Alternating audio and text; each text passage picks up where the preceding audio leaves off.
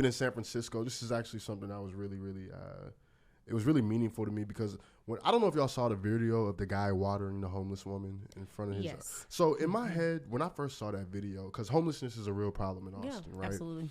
And I don't even like to say it's like a problem. It's just something that needs to be like addressed. It's an issue, right? Very inner city. I don't look at homeless people as being problematic. I just look at them as they're down on their luck. Like they're transitioning through whatever they're going through. Mm-hmm. And so when I watched that video, my first thing in my head that I thought about, I was like, what's going to happen to him? Because he obviously, he owns this art gallery, so he has money. He's insulated. He has, so what's going to happen to him? Because I really thought that, like, nothing would happen to him, and I'm watching him, like, water this woman in front of his shop. Literally spraying her. Literally spraying her with water. And he actually, let me pull this up here. They actually did arrest him. They went back and arrested him. His name is Collier Gwynn. He was arrested, and I think that it's a good gesture for like protecting homeless people, right? Yes. Because I think sometimes like they get the terrible end of like human interaction. Yeah, absolutely. That's awful. Like I can't imagine like why. Like when I watched the video of like him doing it, I don't really see like a lot of other people, but there's no way I could have been there and not. Like I would have stood in front of the water. Like I would. That's crazy. Like he's literally sitting there watering a woman. So I'm curious. My question that I wanted to bring to y'all was like, what do you think is the in addition to like, holding people accountable that are unbecoming to homeless people, what do y'all think is like the bigger solution to homelessness? Not even just in Austin, but like just in general. Like, I have a crazy solution. Okay. But I like my solution. I feel like there should be an area with like a bunch of land.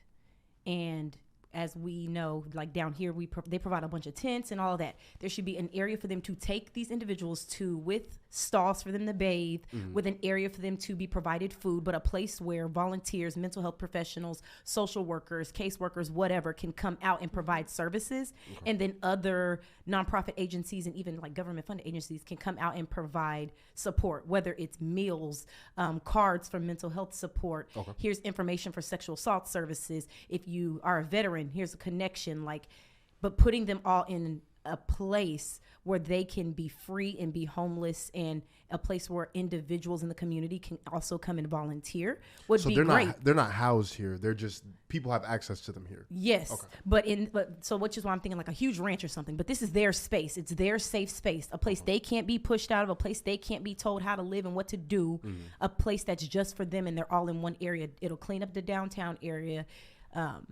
Okay. Homelessness is not always a choice for some people, but I can also say it is a choice for some people. Yeah. I have lots of clients who don't give a goddamn about having a house, don't want a house, and they'd rather stand on the corner all day to get their money. And that's okay. So those people deserve to have a space where they can freely be homeless without being judged, without being watered on, without being hate crimed on, without being looked down upon. And then a place where people could still provide them free needles and, all the free things that are given. Okay. But that's my crazy solution. Okay. It's not that crazy. I actually think that there are some places where things like that are being implemented. What about you, Nubia? What do you think is like, maybe not the end all solution, but like a good step for like the unhoused, or supporting or, dealing with the unhoused? Honestly, I don't even know, because it's a complex problem. It is. Yeah. It is. It's hard. Because that sounds amazing, but then it's getting the people out there that want to do that work, True. And then like, although that's beautiful, I feel like that is something that could turn into something bad way too soon, because there are homeless people that do enjoy being homeless. Right. That's fine. There are homeless people that do want to get the help to create a better life and future for themselves, and there are homeless people that mentally are just not there, and they create more problems for just the more peaceful people. So like, I feel like there could be so many different possibilities to actually help homeless people, but like what you said, that would probably be at the top of the list. But like, I'm like, how do we help? Yeah. How do we help? And do you help a person that don't want to be helped? Man, like, I saw a quote on the Dawa page that really stuck with me. Shout out Dawa again. We're shooting at their studios, and one of the quotes said, "We keep trying to fix homelessness with everything but a home." And I think that's like a big that quote kind of stuck with me. You ever like read something in like days for days, you're like thinking about it. And I'm like, man, like, of course there's a population of people that are like, they're happy being, out free and wandering. That's fine. That's them. Nomadic living. Right. Yeah, exactly. And then there's like there's a percentage of them that like, yo, if they were to be given some type of housing and be given support and resources, they could really turn their lives around.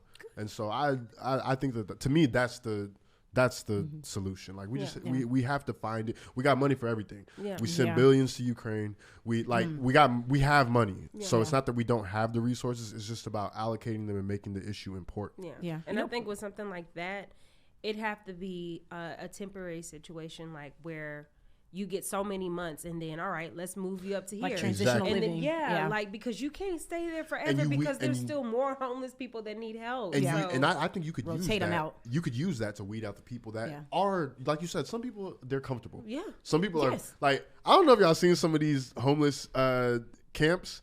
I'm like, bro, you're an engineer. You're not living, like, bro, you got a shower. You got, for real. Like, some of these setups, I'm like, man, I can tell you're comfortable. They got a living room. But pre-COVID, Austin attempted to do something like that where they built those apartments, but they were only specifically giving those apartments to 50% veterans and the other 50% were people who were in services with integral care. Okay. So when I traveled to Houston once, saw the same situation where people who were in services qualified to live in these huge apartment complexes that they were creating. Maybe that's a solution. Austin build an apartment complex like situation, and they don't have to be huge, maybe like 600 to 1,000 square feet, where someone can come and live in that space and get their life together and transition into another step. Well, I think that, and just to like kind of round out this topic, so the last time that the Unhoused in Austin were taken count of, like a census, was 2020. Oh. Because pandemic kind of slowed down the services of people so 2023 is going to be the first year that they actually do a full-blown unhoused census. And I think that studies like that are how resources are brought into the equation. So we'll keep up with that. We'll keep following that because I think that's important. It's everything that we think, like every time I hear somebody be like, oh, homelessness is crazy in Austin, I'm like, no, actually, if you look nationwide, it's a problem. It's a problem everywhere. It's something everywhere. Absolutely. You know what I'm saying? So if they think Austin's bad, think of places like San Francisco. Yeah, absolutely. So, we'll keep a track on that, man. We appreciate y'all tuning in with us again. This is season 2, episode 2. Just to remind y'all, I'm going to look at this camera, man.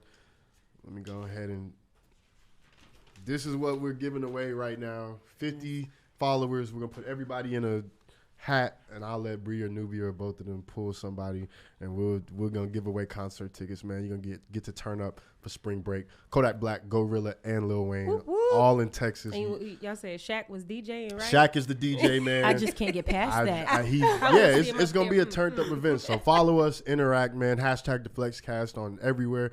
The Flexcast on Instagram. And we'll see y'all the next time we come, man. Shout out to Ever again, keeping us crispy. Everybody clap it up for Ever, man. Keeping us looking crispy, sounding crispy. And we'll see y'all the next time we tap in, man. Absolutely.